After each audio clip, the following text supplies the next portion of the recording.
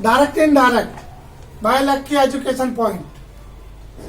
Direct speech reporting the message of speaker. देखो दोस्त, direct और इनडायरेक्ट स्पीच में क्या होता है कि जब बात आमने सामने होती है तो दैट इज कॉल्ड डायरेक्ट.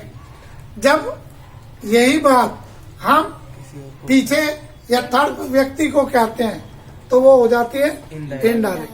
अर्थात अभी कोचिंग में यहाँ पर मैं बात कर रहे हैं तो that is called direct in direct. आज जो पढ़ाया गया आप जाके अपने मम्मी पापा को बताएं तो that is called indirect speech. समझ में आए? आप यही चीज है डायरेक्ट स्पीच का एक एग्जाम्पल. जैसे माया सेड, माया ने कहा था मैं बिजी हूं अब. इनडायरेक्टली स्पीच में ये कन्वर्ट हो जाएगा माया सेड. माया ने कहा था कि वह बिजी थी तब. Is that clear? अर्थात बात वही होती है लेकिन शब्द बदल जाते हैं. इसी को समझाने के लिए हमने आपको रूल नंबर फर्स्ट. अब सबसे पहले when following subject come in reported speech sentence. ये नीचे लिखे कुछ सब्जेक्ट यदि रिपोर्टिंग स्पीच के वाक्य में आते हैं. किस में आते हैं? स्पीच के वाक्य में. आप क्या होते हैं ये अब थोड़ा सा इसको समझाते हैं.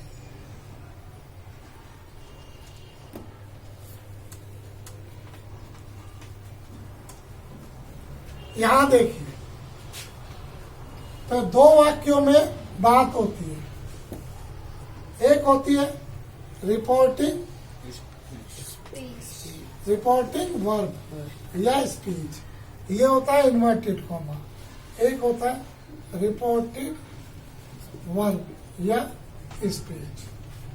यहां पर एक सब्जेक्ट होता है, हेल्पिंग वर्ब और ऑब्जेक्ट. Is that clear? ये कहने वाला होता है. कौन होता है? कहने वाला. कहने वाला. और ये होता है सुनने वाला. सुनने वाला. और इन दोनों के बीच क्या बात हो रही है? ये होती है बीच की बात. Is that clear? अब इसमें कहा है जब नीचे लिखे ये सब्जेक्ट कहाँ आएंगे? Reported speech. इसके अंदर बीच की बात के बीच तो it will be change according to the सन बटे 123 रूल. सन का मतलब है, एस का मतलब है सब्जेक्ट. ये वाला ये एस है, ये ओ है. राइट? और ये पी है और एन होता है नो चेंज. अब सब्जेक्ट में कौन कौन से हैं? आई और वी. यदि इसके अंदर आई और वी आते हैं तो वे किस में चेंज हो जाएंगे? सब्जेक्ट से, कहने वाले के अनुसार. और अगर यू और दे आते हैं तो ये हो जाते हैं सुनने वाले ऑब्जेक्ट से चेंज. और ही सी इट आते हैं इसके अंदर तो वे होते हैं no change. Clear? Yes sir. ये पहला वाला वन, ये दूसरा सेकंड और ये तीसरा. Is that clear? Yes sir. कोई सा? No sir. तो ये नियम है. Yes sir. अब डायरेक्ट इनडायरेक्ट के आज हम आपको दो रूल कराने वाले हैं. पहला रूल है rule number first.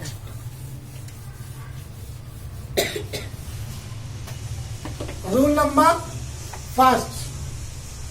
Direct to indirect speech conversation of reporting verb sentence. क्या है? Reporting verb. कौन सा था रिपोर्टिंग वर्ब? पहले वाला. क्या था? पहले वाला रिपोर्टिंग वर्ब या स्पीच. और दूसरा था रिपोर्टिंग. अगर रिपोर्टिंग वर्ब का जो वाक्य है वो प्रेजेंट या फ्यूचर टेंस में हो, उसकी पहचान है से विल शैल और टेल भी हो सकता है। क्लियर? टेल या टेल्स भी हो सकता है। तो इसको भी हम टाइप कर देते हैं।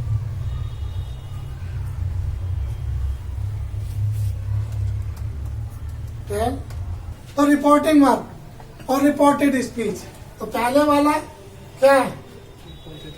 रिपोर्टिंग वर्ब और दूसरा है रिपोर्टेड स्पीच। क्लियर? यस ये इन्वर्टेड कोमा है, ये वाला inverted coma change in that, ये दैट में चेंज हो जाएगा। से टू है तो टेल में, सेज टू है तो टेल्स में। तो यूज सन बटे 123 rules in reported verb sentence at time of indirect speech.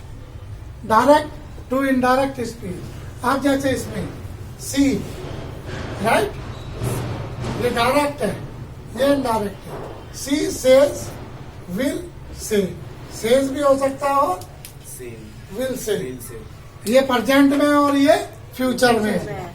ये इन्वर्टेड कोमे में है। तो ये inverted coma, I am going. तो इसका इनडायरेक्ट क्या बना? सी का सी, सेज का सेज, विल से का विल से। अब यहाँ क्या आ गया? आई की जगह शी। यहाँ आ गया दैट। क्या आ गया? दैट। तो ये दैट का यूज होगा। अब आई किससे चेंज हो रहा था? सब्जेक्ट से। तो सब्जेक्ट क्या है? सी। तो आई हो गया सी। सी के साथ हमने लगता है, क्या लगता है? इज। गोइंग का गोइंग। क्लियर? रूल अब सेकंड है। ये था फर्स्ट, ये सेकंड। अब ही का ही, सेज का सेज, इन्वर्टेड का दैट, आई किसमें? ही में ही में। सब्जेक्ट तो ही के साथ इज। अब राम सेड, अब ये डायरेक्ट है, ये indirect. Ram said, Rama said that, I किसमें? रामा। रामा क्या है? लड़का है। लड़का है तो ही वाज नहीं आएगा। अब ये क्या? पास्ट था। ये रूल नंबर सेकंड। लेकिन हम इसे से करते हैं। क्या करते हैं? से। तो रामा सेज टू, टेल्स में चेंज हुआ, inverted comma that, I Rama में, इज वेरी बिजी। नाउ का क्या होता है? देन। Then. तो dear student, this is the rule number first, rule number second and rule number third in part 2. Wait, tomorrow will be uploaded second video. Bye friends.